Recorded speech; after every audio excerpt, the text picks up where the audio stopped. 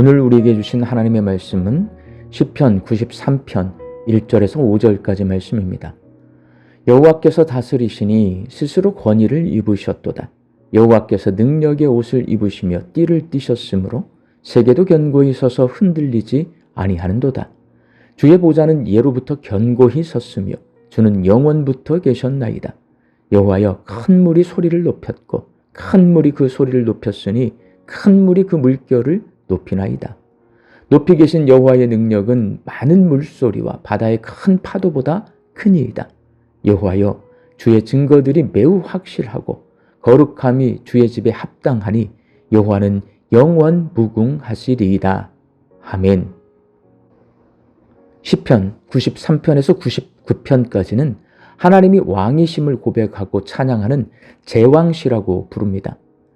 이 시편들 가운데 가장 처음에 있는 시편 93편 1절은 하나님께서 왕에 오르시는 즉위식의 모습을 보여주고 있습니다. 여호와께서 다스리시니 스스로 권위를 입으셨도다.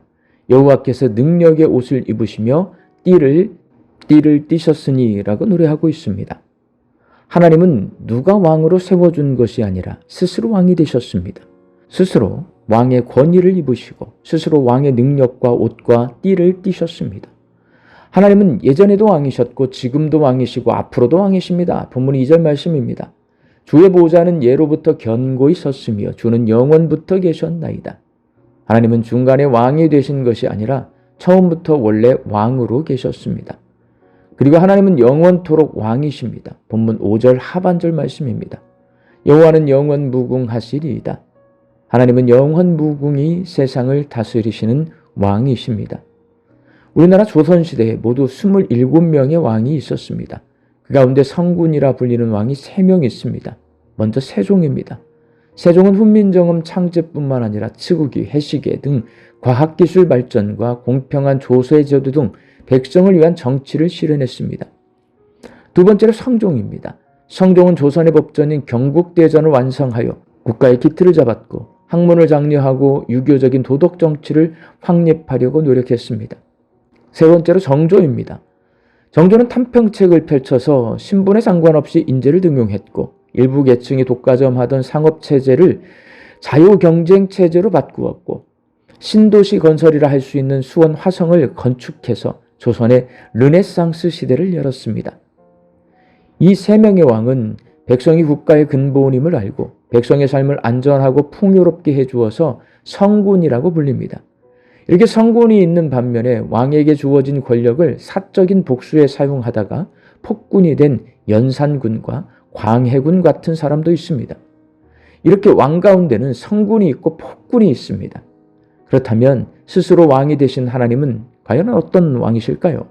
시편 93편은 하나님을 어떤 왕으로 노래하고 있을까요? 시편 93편은 하나님이 거룩하신 왕이라고 노래하고 있습니다. 본문 5절 말씀입니다. 여호와여, 주의 증거들이 매우 확실하고 거룩함이 주의 집에 합당하니 여호와는 영원 무궁하시리이다. 여기서 주의 증거들은 하나님의 말씀을 말합니다. 세상을 말씀으로 창조하신 하나님은 세상을 말씀으로 다스립니다. 하나님은 말씀으로 세상을 거룩하게 만드십니다. 시편 93편의 시인은 거룩하신 하나님이 말씀으로 세상을 다스리는 모습을 이렇게 노래하고 있습니다. 본문 3절 말씀입니다. 큰 물이 소리를 높였고 큰 물이 그 소리를 높였으니 큰 물이 그 물결을 높이나이다. 이렇게 큰 물을 3번 반복해서 말하고 있는 것은 물의 위협과 혼돈과 공포가 점점 커지고 있음을 표현한 것입니다. 파도가 점점 더 높아지고 파도 소리가 점점 더 커지고 인간이 감당할 수 없는 혼란이 몰려오는 장면을 노래하고 있습니다. 고대 사회에서 물은 가장 무서운 존재입니다. 그래서 바다와 강의 신은 세상을 혼란케 하는 신으로 여깁니다. 이전에 2004년에는 인도네시아에서 일어난 지진으로 인해 쓰나미가 발생해서 인도네시아와 필리핀, 스리랑카를 비롯한 동남아시아 11개 국가에서 23만 명이 죽었습니다. 고대 사회뿐만 아니라 지금도 바다와 강은 공포의 대상입니다. 특히 댐이나 방파제와 같이 안전시설이 갖추어지지 않은 고대 사회에서 바다와 강은 인간이 제어할 수 없는 거대한 존재입니다. 그러나 시인은 본문 4절에서 이렇게 노래합니다. 높이 계신 여호와의 능력은 많은 물소리와 바다의 큰 파도보다 크니이다. 하나님은 물소리를 고요케 하시고 성난 파도를 잠잠케 하십니다. 그런데 하나님의 능력은 단순히 규모가 크고 힘이 강한 정도가 아닙니다. 혼돈을 질서로 바꾸는 능력이고 하나님의 능력은 무너짐 속에서도 세상을 견고하게 붙들고 계시는 능력입니다. 그래서 1절에서 시인은 이렇게 노래합니다. 세계도 견고히 서서 흔들리지 아니하는도다. 세상이 거센 파도에 흔들리는 것처럼 보이지만 하나님이 붙들고 계시기 때문에 무너지지 않고 이내 질서가 잡힙니다. 거룩하신 하나님은 세상을 거룩하게 다스리고 계십니다. 하나님은 말씀으로 세상을 질서 있게 다스려서 세상이 거룩한 하나님의 집이 되도록 만드시는 거룩한 왕이십니다. 사랑하는 광주 양림교회 성도 여러분, 성경은 하나님과 우리를 관계로 설명합니다. 하나님이 왕이시면 우리는 백성입니다. 하나님이 거룩한 왕이시면 우리는 거룩한 백성입니다. 그러나 우리가 거룩하게 살지 못하도록 큰 물결이 밀려옵니다. 예수님을 바라보며 물 위를 걷던 베드로가 큰 파도를 바라보다가 물에 빠졌듯이 나를 집어삼킬 것 같은 성난 파도처럼 세상의 시험과 유혹의 물결이 밀려옵니다. 그 큰 물소리보다 더 큰 하나님의 음성을 들을 수 있어야 합니다. 그 큰 파도보다 더 높은 보좌에 계신 하나님을 바라보아야 합니다. 하나님의 말씀에 귀 기울이지 않고 가볍게 들으면 큰 물결에 쓸려가 시험과 유혹에 넘어지게 됩니다. 죄 가운데 살게 됩니다. 하나님의 말씀이 내 귀에 크게 들려야 큰 물결에 휩쓸리지 않고 거룩하게 살 수 있습니다. 우리 광주 양림교회 성도들이 시험과 유혹의 파도보다 더 높은 보좌에 앉으셔서 요란한 시험과 유혹의 파도 소리보다 훨씬 더 큰 소리로 말씀하심으로 세상을 다스리고 계시는 거룩하신 하나님의 그 음성을 듣고 그 말씀에 순종해서 시험과 유혹을 이기며 사는 하나님의 거룩한 백성들이 되시기를 주의 이름으로 축원합니다. 함께 기도하겠습니다.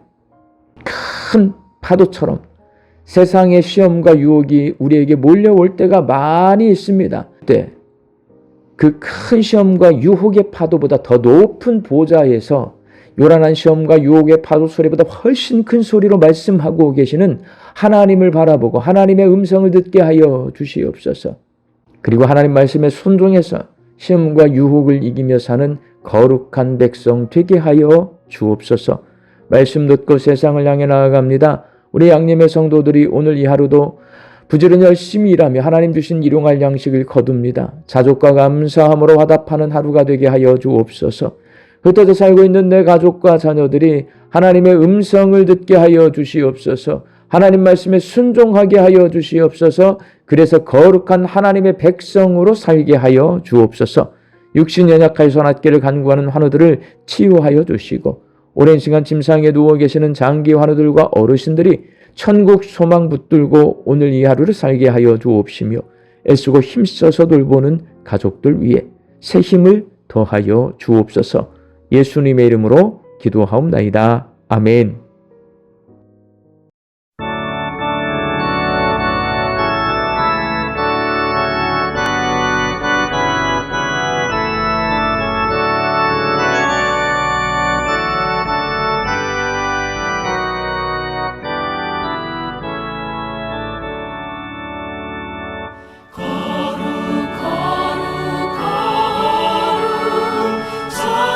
전능하신 주님